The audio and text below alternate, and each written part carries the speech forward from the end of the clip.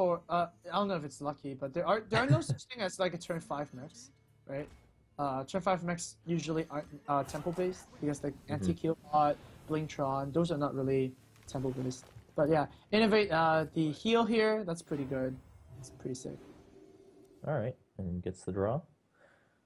And Vol'jin. Fulgin not too insane. Faramir now has to pick between Wrath or dropping a creature, and I think Wrath is pretty sweet here, especially you get a clean kill off the Blade Master. Blade Master is really the only threat that the priests have against druids anyways, so yeah, I like to see a Wrath here. Just clean enough, cleanly. Yeah. It's pretty good. So now over at Kunzi's side, it's probably going to be a Vol'jin play. Okay. So that's yeah. One of the things that's funny is because there's a lot of pro players that say Vol'jin is like the top legendary or something, but I really don't think so. Like, it's really situational. You need to be able to play it around it really, really well. And wow, not using the Vol'jin like that, very interesting. Hey, he's putting a lot of value into the Vol'jin, I think, trying to look for something, like a bigger play, I guess. But and he does have the Holy Nova, so that if something else comes out, he can still clear the Yeti, and both will get a spare part. Right, but yeah, Lothar is really, really smart here. Yeah, yep. Exactly. I like that play. And looking pretty problematic for Kunzi right now. Now you definitely. I mean, I guess Vol'jin's kind of the thing to do again, right? Yeah, I mean, I don't really agree with the Spire Tank last play. Like, you're just throwing a creature out to die, so you're basically using a Spire Tank for deal 3 damage and heal 3 damage, right? So, not really a big fan of that play. Yeah, Vol'jin definitely has to come down here. And Faramir can just extend the board. He can also go, well, it's kind of weak to Holy Nova, so I think he will trade and put, for example, the Sky Golem down. Yeah, just a little bit too weak to Holy Nova. As a Druid player, you really want to hit the face as much as you can. But that's good. Turn 7 is... Okay, yeah, that's fine. We'll see what... We'll see what. We got some assortment of cards, I guess. Yep, the BGH, the Shredder, and then a spare part there. Looks like both players got the Time Rewinder. See if anything. And Keep Up the Growth here is like B play, although Faramir is kind of deciding whether or not to lose to Pokeball. But then you don't really lose to Cabal, right? Because even if Cabal drops down, your Sky Golem will hit 2 times by then, and it's like a high main. And you know about the high main rule, right? If you hit the face, again. So there you go. Faramir had the Sky Golem rule. And the Holy Nova is still there with the Pyromancer to clear rather the Sky Golem. But yeah, it's always been awkward because you can't entirely clear the board of Faramir, and that's one of the big things about the Druids here. Well, yeah, I mean, you can Pyromancer and Shadow Madness here. That's pretty strong. That's actually really strong. Oh my god. That's actually with insane. the Shadow Madness you could clear and then... Yeah. That is actually quite insane. I thought he didn't have an answer to deal with it, but then he already had Pyromancer and Nova. But now Pyromancer, Shadow Madness is a little bit more enticing. Yeah, I mean, you'll still get the Death Rattle on the Golem, but... Wow, I think Kunzi is actually stabilizing. Very nice. No, Faramir doesn't have too much to actually play in the coming turns in his hand right now. Well, we'll see what this is. It could be really bad. Like, 4 drops could be really volatile, and oh. Wait, what? Did he just kill a Keep Up? What? Okay, I guess it's back for action. Oh, man. Okay. Like, I cannot be Shadow Man. But definitely not the 4 drop that Faramir. I think he's looking for something like the Yeti. Yeah. I mean, he can just flood the board with the Shredders here, but Oh, I think you do that. Yeah. Yeah, I don't see why you wouldn't. Obviously, the concern is you only have your spells left in your hand, but that's not something you can change this turn. So. Oh man, what Kunzi will die for his spell power. Just die. Yeah.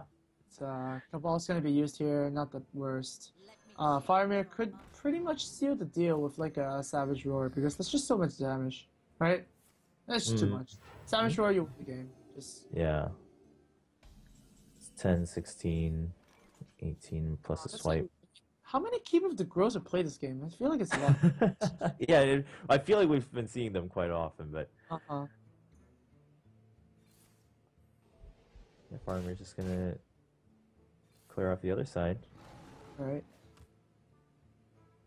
He might be tempted to time rewind the Keeper of the Grove, but that's definitely not the correct play. You do want to kill stuff with it. Yeah. So, killing the zombie child as well. It's pretty safe. Ooh, Belcher is very strong. That's gonna help him try to fish for another stabilization turn here for Kunzi. Alright. Going into turn 10. A Savage Roar. Is this still lethal? It's 14. Not quite. 14 No, plus yeah. a maximum of 216. No, not quite.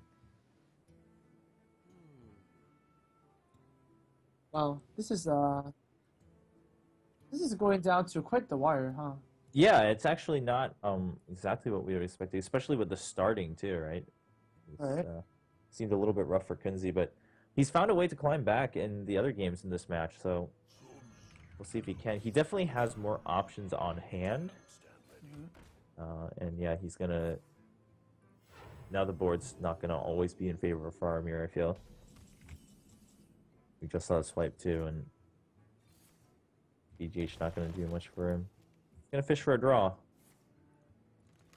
Yep. And what are you going to get?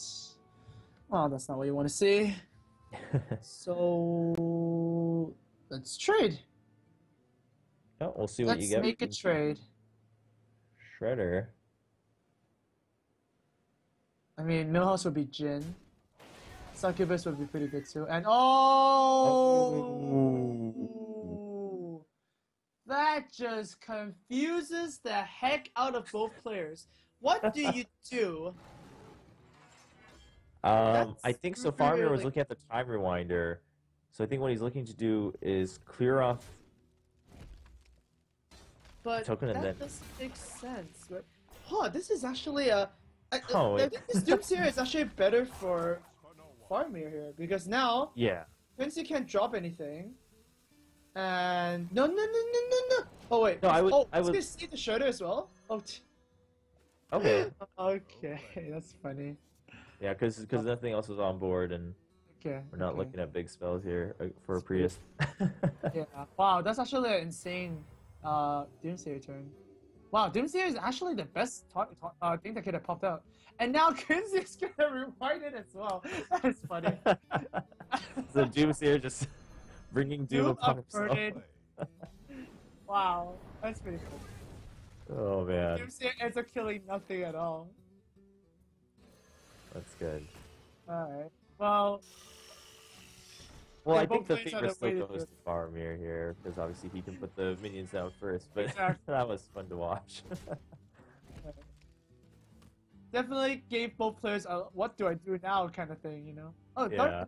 Yeah. DC is really good here. Very, very good. Fills out the curve very smoothly. Now, Savage Roar deals is like a Savage Roar is basically a fireball, so it's not lethal just yet if he draws that. And oh my god, that is an insane card. Yeah. Wow. That actually just gave some answers here for Faramir.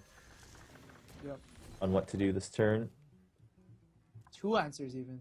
Jeez. Oh wow. Yeah. That's one part. Now for minion trading. I don't think you can trade here, you just go face. Yeah, I think so, especially now that you have that Force of Nature there, and we are nearing the latter portions of both decks. In fact, yeah, he's just going to go for the draw to see if he can maybe fill out the combo now, and that will definitely tell him to go face. Alright, but even if he doesn't get the combo, he's going to go face, I think. Yeah, I think so. It's just that time.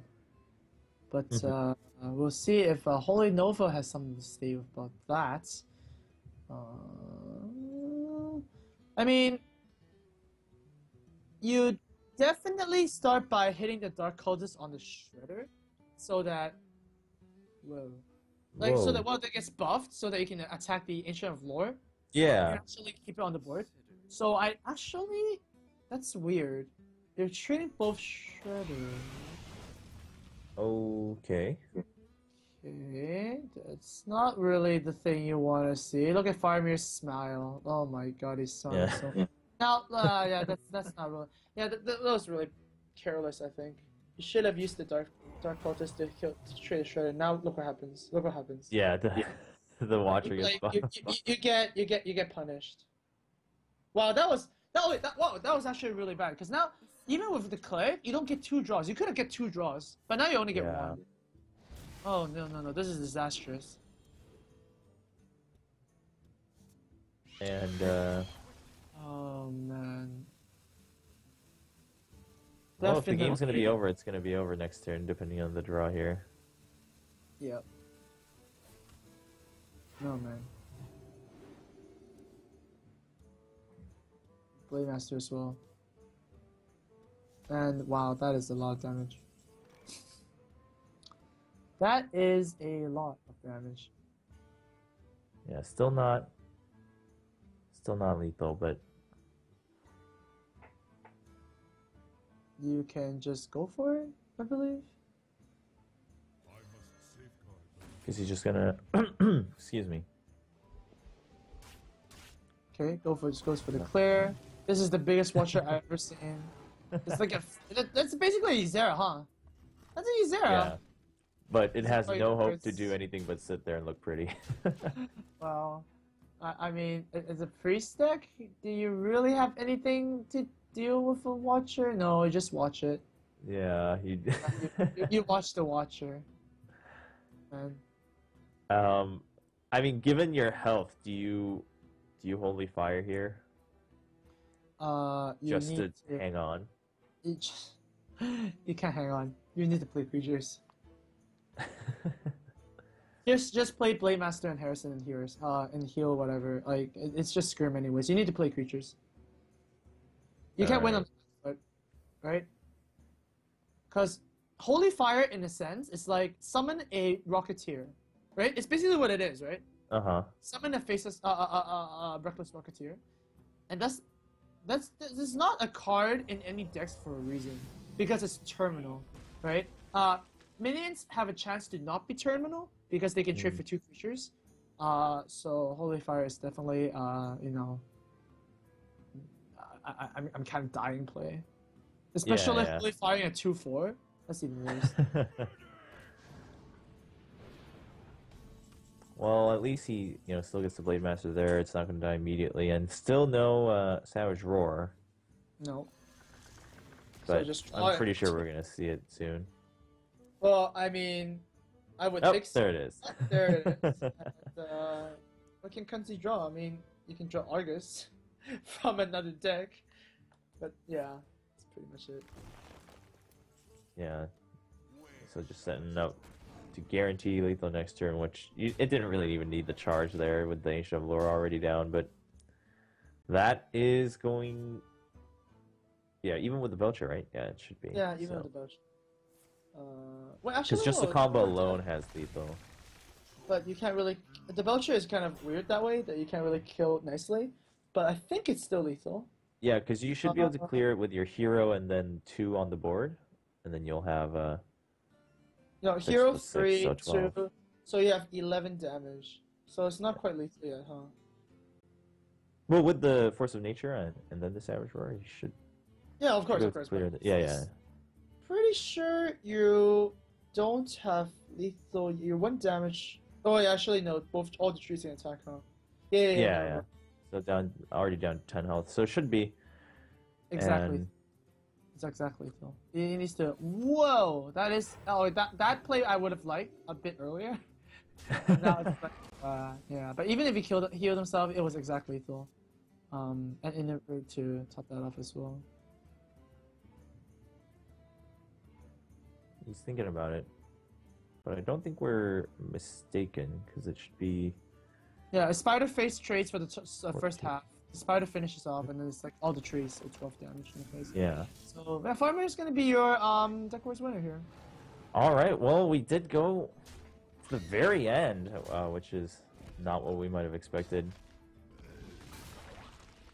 in the beginning. But props to Kunzi for definitely pulling through in some of these matches, and you know some of them, some of the games rather, and keeping it interesting to the very end. But congratulations goes out in order to Faramir after a hard-fought 4-3 win against Kunzi. First